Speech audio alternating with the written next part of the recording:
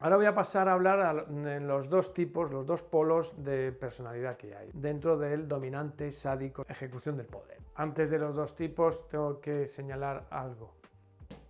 En las relaciones que establecen estas personas, ¿no?, lo que va a ocurrir, como no tienen un crecimiento, no es una relación que vaya evolucionando y creciendo, se establece en una dominación, sumisión o lucha de testas. Al final aburren, se terminan. Cuando una pareja o un departamento están ahí, en esa lucha o en ese sadomasoquismo, al final acaba cansando y se deshace, se rompe. A no ser que se mantenga por algo compulsivo, repetitivo, neurótico, que también se da. Y están ahí enganchados, pero es algo tremendamente repetitivo, aburrido. Como decía Freud, más allá del principio del placer, ¿no?, esa especie de compulsión a la repetición per se de la ejecución de la pulsión. Y la gente se atrapa ahí, quedan atrapados, como en el día de la marmota relacional, podríamos llamarlo. Yo diferencio dos polos dentro de la personalidad dominante sádica. Yo diferencio dos polos: el sádico, psicópata innato, y el más reactivo, estructural, que no es innato, sino que es una respuesta a heridas y a daño, y que suele aparecer más tarde, lógicamente, porque primero tienen que hacer el daño. Vamos a empezar con el innato. El innato es genético, nace así. Yo tuve una mujer, M.R., tenía unos 46 años, y esta mujer venía a consulta porque ya desde niña, bueno, venía por curiosidad, porque ¿por qué viene, no? Pues dentro de su curiosidad medio sádica, por alguna razón había parado conmigo. Ya desde niña le gustaba diseccionar todos los insectos, lagartijas, de todo lo que pillaba. Compra hasta la actualidad. Bueno, ahora ya no sé si seguirá haciéndolo, pero compraba por lo menos hace poco conejos, corderos, porque disfrutaba mucho cortándolos y abriéndolos, y cuanto más enteros se lo daban, más le gustaba, porque gozaba, y decía que gozaba, y además te lo contaba con goce, con esa cara, ¿no? La cara de este personaje es la de Jack Nicholson en esas películas, ¿no?, donde pone esa cara, ¿no? Es la cara de canalla, donde hay placer y no hay ningún tipo de culpa, ni remordimiento, ni nada. No reaccionan a algo especular, es decir, si tú le pones el espejo que le enseñe quién es y cómo es, como no siente culpa ni da igual, se mofa. Porque por mucho que tú le señales lo que está haciendo, se ríe. Les encanta experimentar contigo, como si fueran unos botones que pudiese tocar. A ver qué te pasa, a ver, y te llevan al límite, y te llevan al límite, y te llevan al límite, y se aburren y siguen llevando al límite. Y les encanta ver cómo, ¡pum!, la persona llora, o chilla, o entra en pánico, y usar ese poder ellos como si fueran botones que ellos pueden tocar y ejecutar. Esta mujer de niña ya manipulaba y mentía a los padres para ver cómo reaccionaban. Les decía cosas como que, aparte de no te quiero, te ha engañado mamá, mira esa nota, pero ya desde muy pequeña, para ver la angustia y los celos que encendía. O sea, era algo muy perverso. Y eso lo fue haciendo toda su vida con sus hermanos, con todo, ¿no? No sufren. Son un tipo de personalidad que no sufre. Son muy primarios, no son secundarios, son procesos conflictivos, son primarios puros. Es el psicópata puro, que antiguamente se le llamaba desalmado, sin alma, ¿vale? Cosifican totalmente a las personas. Cosifican es que las usan como una cosa. Empatía cero. No les importa la empatía, lo que les importa es ver la reacción. No quiebran. No van a tener una catarsis de repente encontrando su culpabilidad. Otro rasgo importante, que también lo he visto en algunas personas, es que, bueno, muchos acaban en prisión, acaban por lo menos en algún tiempo en prisión, con delitos, sobre todo los más radicales. Es curioso que no muestran miedo a la muerte, o sea, son igual de, no tanto, pero son también muy crueles con ellos mismos. Ellos a sí mismos también se hacen perrerías para ver qué pasa. Lo que pasa es que les para el dolor, pero ellos se hacen también sus experimentos, o con la moto van a 300, a 200 por hora, para sentir eso, a ver qué pasa. Son muy de experimentar, pero como si fuera un juego. Entonces, claro, pues acaban muchos por unas o por otras en la cárcel, etc. Pero no tienen excesivo miedo a la muerte, no tienen mucho miedo a la muerte. Igual que el otro sí puede tenerlo, de otro tipo, este no. Eso llama la atención, porque claro, si no tienes miedo a la muerte, no mucho, te da igual matar que morir.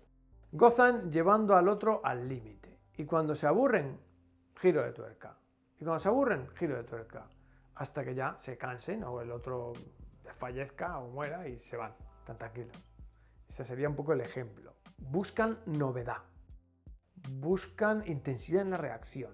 Desde muy pequeños ya se identifican con ese rol, que lo llevan dentro, desde que nacen, y nunca hay conflicto, como hemos visto. Son incapaces de tener un vínculo simétrico. Una relación simétrica de igual a igual no la van a tener nunca. Con otro psicópata pueden llegar a tener algún tipo de relación de compartir juego, pero no se vinculan. No se pueden vincular a nivel afectivo. Pues entonces ya estarían depositando algo en el otro. Por lo tanto, en general, viven en un mundo, en un universo muy solitario.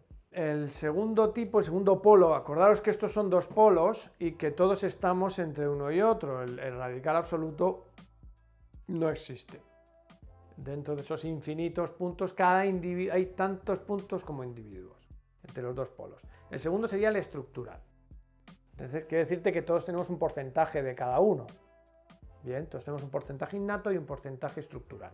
El segundo tipo, de forma dominante de poder, un poco sádico, es el estructural reactivo. Es ya más psicodinámico. La dinámica es la que lo construye, la estructura, ¿vale? Son trastornos de personalidad ya. La personalidad se ha trastornado. No son de nacimiento. Son más tardíos, por lo tanto. Sí sufre. Es un individuo que sufre, hace sufrir mucho, pero también sufre. Yo creo que el Marqués de Sade era más de este tipo. Sí tiene conflicto interno, sí es un neurótico potente. Neurosis significa conflicto, como he dicho varias veces. En mayor o en menor medida, pero tienen ese conflicto. Con culpa, ¿no? Ya hay esas dos personalidades, se extiende la personalidad. No es como en el innato del que hablamos al principio, donde no hay extinción de la personalidad, está bastante estructurada, a su manera, pero estructurada. En este caso hay choque, hay dos luchas dentro. La misma que se está dando en el ser humano, el Eros y el Tánatos, pues dentro de ellos. Es alienado, esta persona, es alienado en el momento que la pulsión de dominación y de poder se enciende en ellos, desde la rabia, desde el rencor, desde la venganza, con esa dominación sádica, y la colocan en un objeto persona. La pueden colocar incluso no solo en una persona, se puede colocar en otros lugares. Normalmente la persona es más proclive, me da juego. Entonces, también cosifican, porque claro, con que la otra persona les juegue este sadismo dominador, les vale, no hace falta que sea muy especial, simplemente con eso. Entonces ellos cuelgan cual percha, hacen pic, y mi neurosis vengativa, dominante, sádica, te la cuelgo. Y entonces me empiezo a relacionar contigo. Pero Tigo realmente es lo que yo he proyectado. A ti te voy a ver a veces, pero te voy a usar más, te voy a cosificar más para poder ejecutar. Es una especie de posesión cuando nos posee, ¿no? Este rol. Es un rol muy reactivo.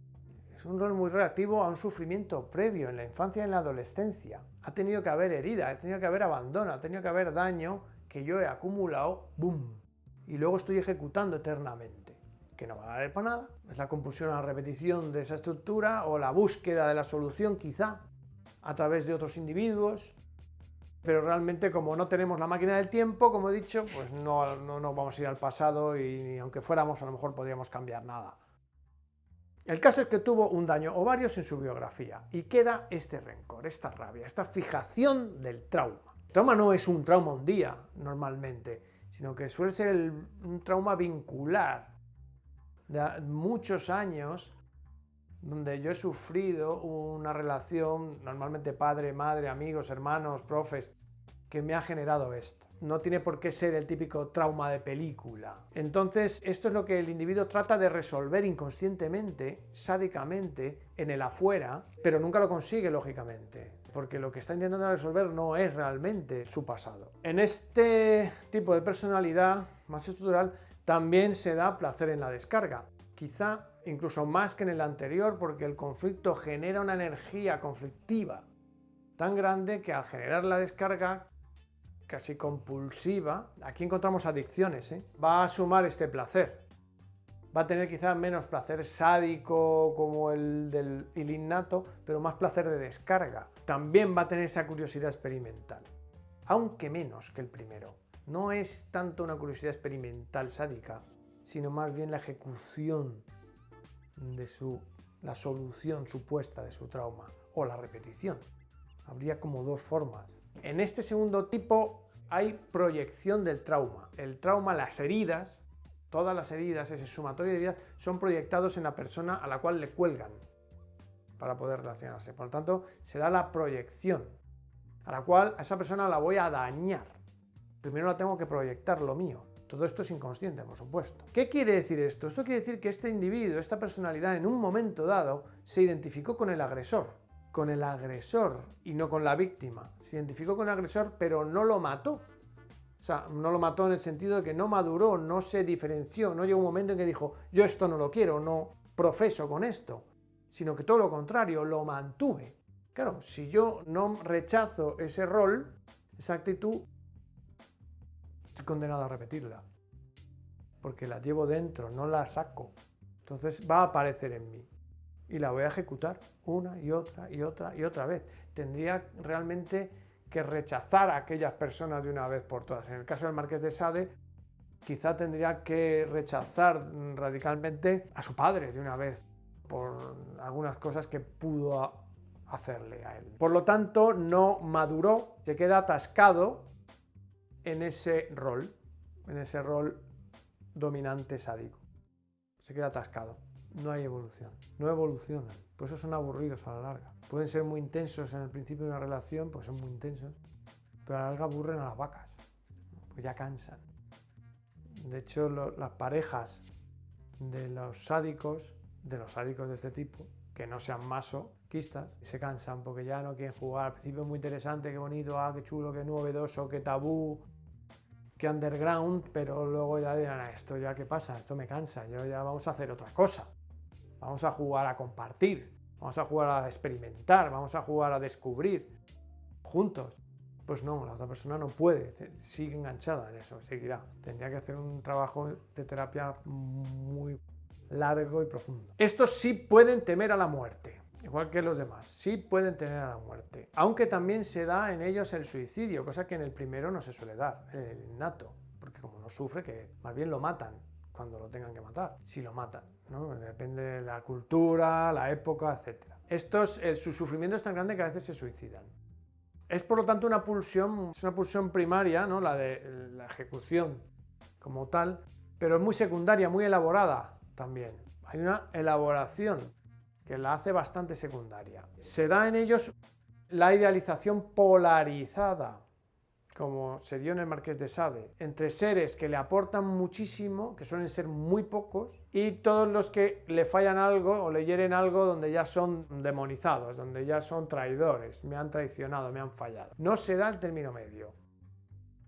Por eso están muy solos, porque idealizan a uno, dos o tres como mucho, son muchos tres yo creo, los demás van fallando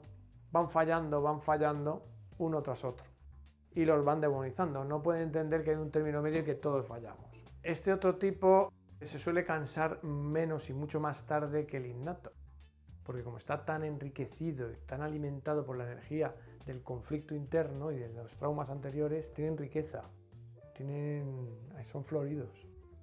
El psicópata se cansa enseguida y se va a otra cosa, o cambia. Estos no.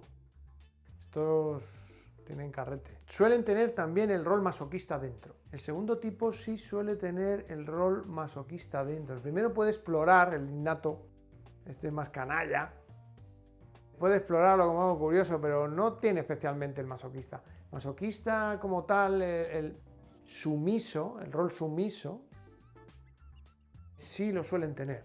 ¿Se complementan? Sí, se complementan en un aspecto, no en un aspecto exacto. No nos vayamos otra vez a rizar el rizo con Lacan. Pero sí se complementan en cierto sentido dentro de ellos. Son relaciones muy simbióticas. Son personas muy simbióticas porque necesitan a la persona que han elegido, la necesitan de una manera muy constante, muy intensa, muy patológica, y generar una simbiosis, el que se la juega, férrea. Hasta que reviente de alguna manera, se genera una simbiosis patológica fuerte. Y esto se da en parejas, por ejemplo. Parejas donde uno es muy dominante y otro es muy sumiso, cómo se da esta simbiosis neurótica muy intensa, muy fuerte entre ellos, que al principio, los primeros años, es muy difícil de separar, porque se satisfacen mucho mutuamente. Es muy narcisista y egocéntrico, ¿vale? Porque nos ponemos a pensar, está pensando solo en él y en satisfacer esa pulsión y ese trauma. O sea, al final cualquiera les vale, como he dicho, que juegue el rol. Por lo tanto, el amor brilla por su ausencia como tal. Habrá momentos en los que pueda amar y ver y entonces se sentirán culpables, pero son muy narcisistas. También cosifican, como hemos visto, ya que cualquier persona les vale. Este tipo, por lo tanto, por supuesto no ama, en general no ama, no es amor, aunque ya entraríamos en otro debate, ¿qué es el amor? La otra persona se puede someter, con lo cual ya están ahí, medio complementados, ¿no? Evidentemente, la vivencia de la sumisión de uno puede ser muy distinta de la de otros miles, y la de dominación de uno muy distinta de la... pero algo pueden encajar. Puede haber otro que sea dominante, con lo cual luchan, o puede haber el sabio que lo expresa y se va, porque no le interesa estar ahí. El control y el descontrol lo manejan mal, ambos. Tienden al control. Normalmente el dominante, el poder, el que ejerce mucho el poder, tiende a controlar. De hecho, el poder es una forma de control. Les cuesta mucho dejarse llevar, permitirse y abandonarse a. Buscan que sea el otro el que lo haga, que se abandone a ellos o ellas, ¿no? Entonces esto también es algo llamativo, ¿no? Son controladores en esos aspectos. Más tienden al control que al abandonarse y dejarse llevar, porque no confían, en el fondo no confían, les han hecho mucho daño. Entonces controlan. Como he dicho, son personalidades que no evolucionan, son estáticos en personalidad. Van repitiéndolo, son herméticos. Van usando, son rígidos. Van usando gente, personas, pero no evolucionan, o evolucionan muy poco. Quizá, si encuentran un vínculo que de alguna manera les confronte con algo, que les llegue al alma, a la médula, al yo, y hagan un insight, una interiorización, tengan su catarsis, quizá puedan generar un cambio mayor, pero en general se quedan ahí enganchados, no evolucionan mucho. Bueno, ya para ir terminando esta serie del poder, la autoridad, el liderazgo, el sadismo, quería recalcar tres cosillas, tres formas de poder que, entre otras, que son importantes, aunque hay más, que también se dan. La primera de estas es esa forma de poder donde el individuo se sitúa en el dador que no da. Yo tengo algo que tú necesitas, pero no te lo doy. Es muy perverso, es muy sádico, porque, por ejemplo, ocurre con el dinero, con un ascenso. Ese jefe que puede dar el ascenso y tiene personas detrás buscando, pero no termina de dárselo. Al final se lo da o no se lo da, según vea. Pero esa forma de poder puede tener su perversión sádica. Incluso puede darse sin querer darlo. O sea, en el fondo puedo jugar esto cuando sé a ciencia cierta que nunca te lo voy a dar. Pero me pone cachondo, me gusta que me busques. Es tremendo, ¿no? Es lo que luego, llevado al sexo, también se da, por supuesto, y es el calienta o la calienta. También se debía dar con la comida antiguamente, ahora gracias a Dios no. Con el afecto, con el cariño, con la atención, se da también mucho entre padres e hijos, amigos. parejas. Es curioso porque se juega un rol de salvador, dador, donde yo estoy ahí. Si lo doy, si doy eso que me están pidiendo, ya no me están buscando, me dejan de buscar, ya no tengo ese poder. Por eso no quieren darlo. En el fondo hay una carencia narcisística. Es un narcisismo secundario porque dependo del otro, no es primario. Se establece un arriba y un abajo, ¿no? Entonces hay personas que les engancha mucho. Es un poder, tiene un punto de sádico. El segundo sería más estratega, esa otra forma de poder, que es la del bien meter y el mal meter. En base a un rol que yo tenga, significativo para la otra persona, importante, puede ser padre, madre, pareja, novio, novia, amigo íntimo, el que sea, tutor, incluso psicólogo, coach. Sería totalmente locura, no nada profesional. Pero desde ese rol puedo ir bien metiendo, hablando bien de unas personas y de unos proyectos y mal metiendo personas y proyectos.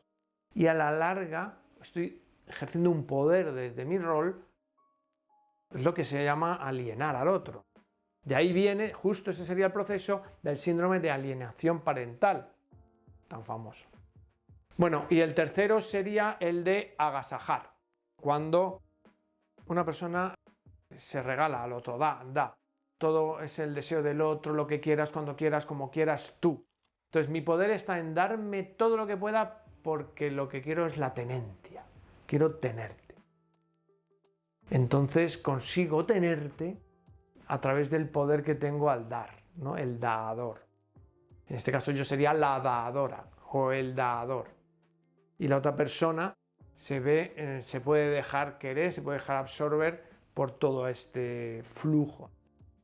No tiene por qué ser en principio malo ¿no? O sea, la historia está en el límite, porque me puedo yo perder de vista si me doy demasiado y me pierdo en el otro. Estoy en el deseo del otro. Con el paso de los meses y los años me puedo perder de vista a mí mismo. En el caso de las empresas, bueno, hay cárceles de oro.